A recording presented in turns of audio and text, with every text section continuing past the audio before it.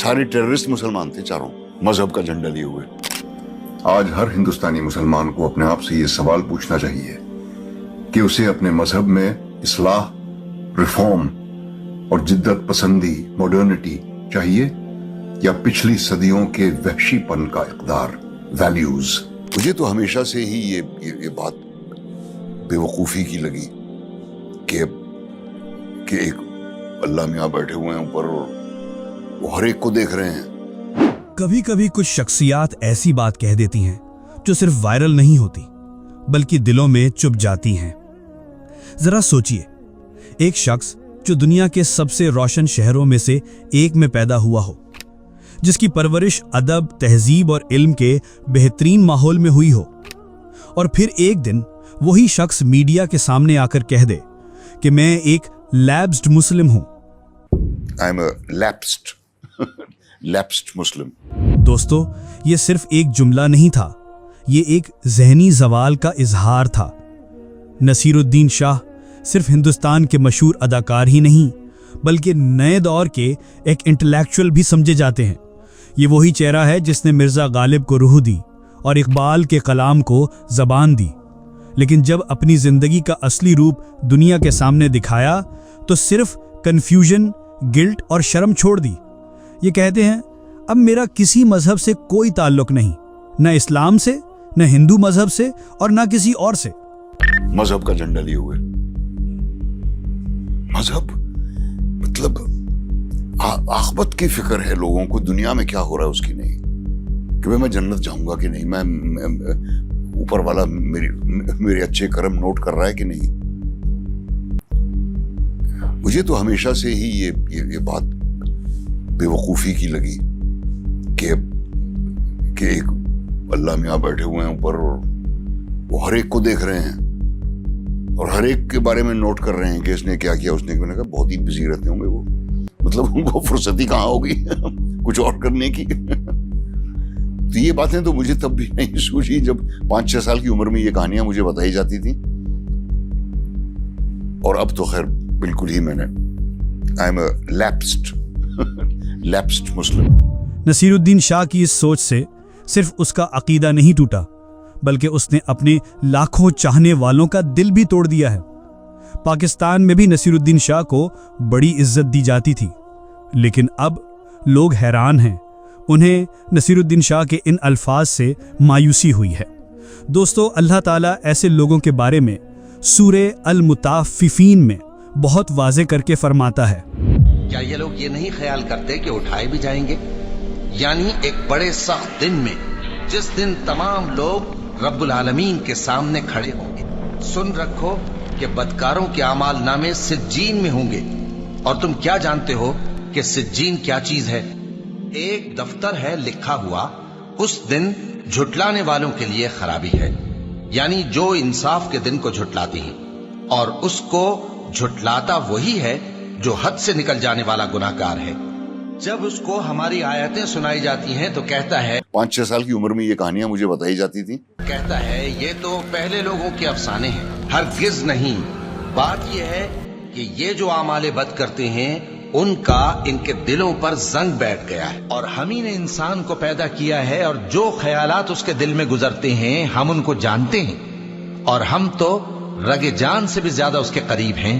जब वो कोई काम करता है तो 2 लिखने वाले जो दाएं बाएं बैठे हैं लिख लेते हैं। कोई बात उसकी जबान पर नहीं आती मगर एक निगहबान उसके पास लिख लेने को तैयार रहता है। और जान रखो कि जो कुछ तुम करते हो अल्लाह उसको देख रहा है।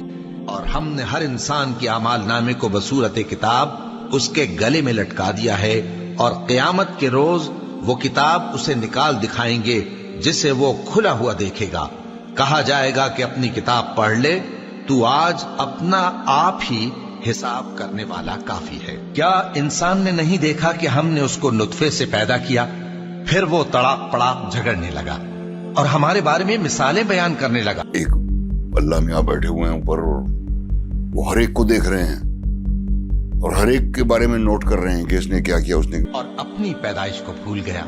और जिस दिन हम पहाड़ों को चलाएंगे और तुम जमीन को साफ मैदान देखोगे और इन लोगों को हम जमा कर लेंगे तो इनमें से किसी को भी नहीं छोड़ेंगे। اور سب تمہارے پروردگار کے سامنے صف باندھ کر لائے جائیں گے.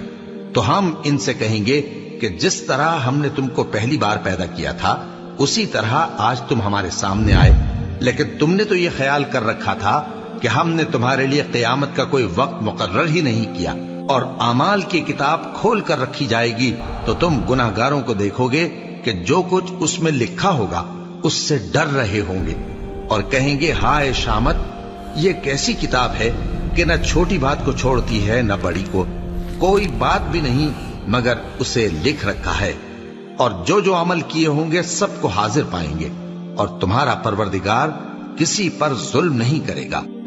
دوستو، اسلام صرف عقیدہ نہیں، یہ ہماری پہچان ہے، ہماری شناخت ہے. لا الہ الا اللہ محمد الرسول اللہ ہے. اور جب کوئی اپنی اس پہچان سے منہ موڑ لیتا ہے تو اس کی صورت تو رہ جاتی ہے لیکن روح سے وہ خالی ہو جاتا ہے. یہاں ڈاکٹر ذاکر نائک کا ایک بہترین جواب آپ کو سنانا چاہیں گے، ذرا سنیے. نمشکار. ڈاکٹر ذاکر نائک صاحب کو میرا سادر نمسکار، اور آئے ہوئے سبھی مسلم بھائی نان مسلم بھائی سبھی کو میرا نمسکار. سب سے میرا سوال یہ ہے کہ ایشور اللہ گاڈ جو پرم ستا ہے وہ کسی جات، مذہب، بھیش، کسی استھل کا محتاج نہیں ہے، وہ ذرے ذرے میں ہے. کہتے ہیں، ہندو بھی کہتے ہیں کہ ایشور کण کण میں ہے. میری عمر ویسے تو ابھی 49 کی ہے، لیکن میں ایک اسکول میں اب داخلہ لیا ہوں جس میں اب میں بڑا ششو کا گرہن کر رہا ہوں، ابھی بڑا ششو میں ہوں. تو وہاں پر اس خدا کا ذکر بھی کیا گیا اور اس کا درشن بھی کرایا گیا. کہتے ہیں کہ صحیح مسلمان وہی ہے جو اس مسلم کو جانا ہے، دیکھا ہے، جو یہاں نہیں سروتر ہے. انگلینڈ، امریکہ، پاکستان، سارا جہاں جو ہے وہی ایشور اللہ گاڈ ہے. وہ کسی سمے کسی کا محتاج نہیں ہے. سوال یہی ہے جو ہمیں ایشور کے بارے میں بتایا گیا ہے تو وہ ایشور یہاں پر موجود ہے اور ڈاکٹر ذاکر صاحب اسے دکھا سکتے ہیں. بھائی صاحب کا سوال ہے کہ اس نے کہا ہے کہ ان کی عمر 49 ایئرس کی ہے اور اس نے ابھی داخلہ لیا ہے اور اسے پتہ لگا ہے کہ ایشور مہان ہے اور ایشور ذرے ذرے میں موجود ہے اور وہ سچ کہتا ہے، طاقتور ہے. اکثر چیزیں آپ نے جو ایشور کے بارے میں کہی ہے کافی حد تک صحیح ہے، لیکن اس میں کچھ ملاوٹ تھی. آپ کی ہندو فلسفی کی اور اسلام کی ملاوٹ تھی. آپ نے کہا کہ ایشور یہاں موجود ہے، سب جگہ موجود ہے، اور اگر موجود ہے تو دکھا سکتے ہیں کیا نہیں. یہ ہندو فلسفی ہے کہ ایشور ساری جگہ موجود ہے. قرآن مجید میں اللہ تعالیٰ کہتے ہیں کہ ایشور عرش پہ ہے. ایشور کی طاقت ساری جگہ موجود ہے. Allah has power over all things. Allah کی طاقت سارے کائنات پہ ہے، جاپان میں، انگلینڈ میں، ہندوستان میں. وہ چاہے تو کچھ بھی کر سکتا ہے، چاہے تو. لیکن ایشور سب جگہ موجود ہے. یہ کدھر بھی نہیں لکھا ہے قرآن میں، نہ قرآن میں نہ کوئی بھی صحیح حدیث میں کہ ایشور سارے جگہ موجود ہے. ایشور عرش پہ ہے.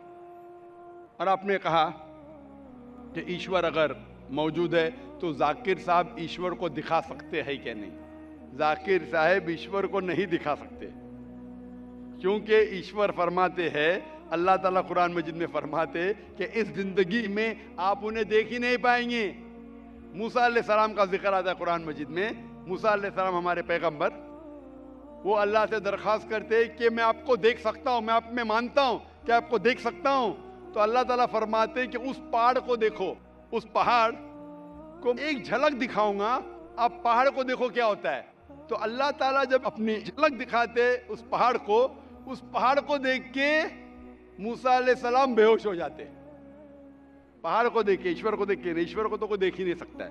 ایشور کو ہم اگلی زندگی میں اگر اس امتحان میں سفلتا پائیں گے, کامیاب ہوں گے, جب جنت میں جائیں گے تو انشاءاللہ حدیث میں آتا ہے کہ ہم اللہ کا وجہ دیکھنا چاہیں گے, اس کا چہرہ دیکھنا چاہیں. اس دنیا میں نہیں دیکھ سکتے, دیکھ ہی نہیں سکتے, ممکن ہی نہیں ہے. ہمارے پیغمبر موسیٰ علیہ السلام بھی نہیں دیکھ سکتے تھے. تو آپ اگر پوچھیں گے کہ اللہ موجود ہے تو دکھاؤ. اور ایک چیز, موجود ہونے کے لیے دکھنا ضروری نہیں ہے. مثال کے طور پہ یہ ہوا موجود ہے, ہمیں دکھ رہی نہیں. کیونکہ ہوا نہیں دکھتی اس کا مطلب نہیں کہ ہوا نہیں ہے. ہوا اگر نہیں دکھتی اس کا مطلب نہیں کہ ہوا موجود نہیں ہے. دیکھنا ضرور نہیں ماننے کے لیے کہ وہ چیز موجود ہے کہ نہیں. اسی طریقے سے ہم انسان خدا کو دیکھ نہیں سکتے اس زندگی میں. آخرت میں انشاءاللہ ہم اگر سفلتا پائیں گے اور جنت میں جائیں گے تو دیکھ پائیں گے.